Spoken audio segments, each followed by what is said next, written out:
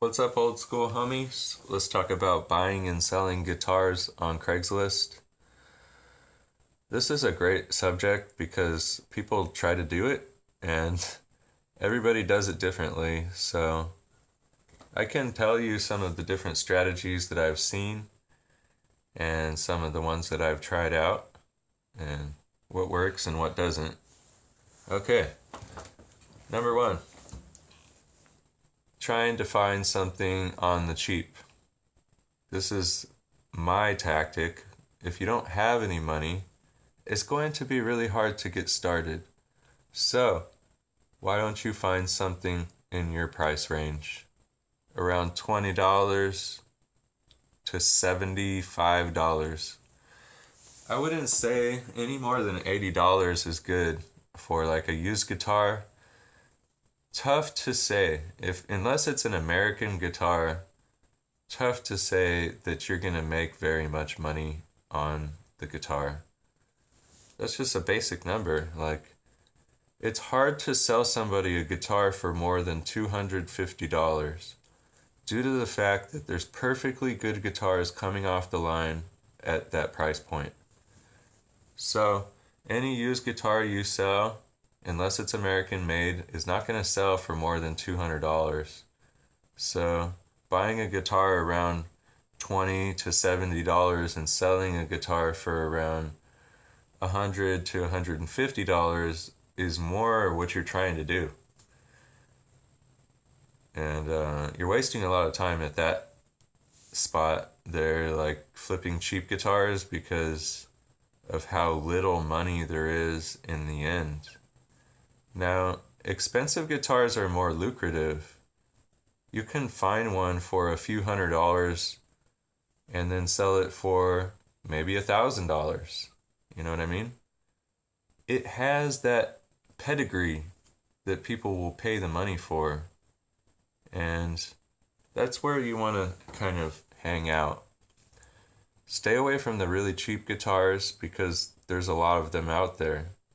It's not going to be easy for you to sell a cheap guitar that you fixed up just because it's fixed up. Because there's also cheap guitars that people fixed up that they're selling cheap. So, your main concern is really to make a profit. So, buying cheap is your key to selling expensive. Like, buying at regular price, fixing up, and then selling expensive, you still didn't make very much money. And I've done it, like, you kind of think, like, I got this deal, it's not that big a deal if I lose any money on this because I'll still keep on moving. And that's kind of what you have to do. You have to keep on moving, like adding in more projects. And it becomes stressful. Once you have 3 or 4 guitars that aren't fixed, you're like, fuck, dude.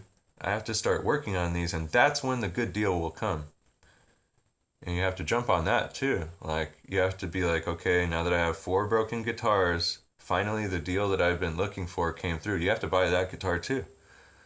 And then you have to fix up all the guitars. And what you'll really end up learning was not to look at each thing as like a big deal.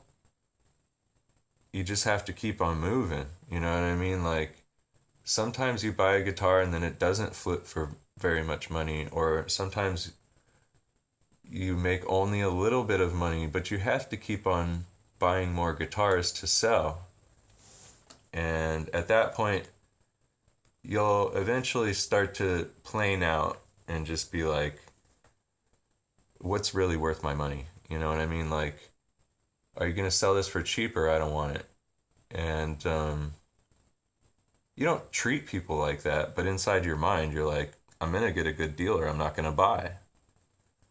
And that's the basics of it. The pedigree of the brand name matters.